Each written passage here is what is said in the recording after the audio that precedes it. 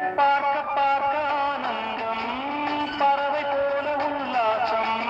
வேலையின்றி யாரும் இல்லை எங்கும் சந்தோஷம் வெறும் பேச்சு வெற்றி கூட்டம் ஏதும் இல்லை இந்த ஊரில்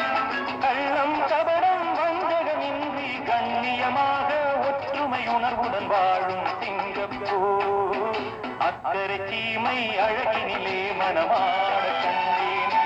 புதுமையிலே மயம்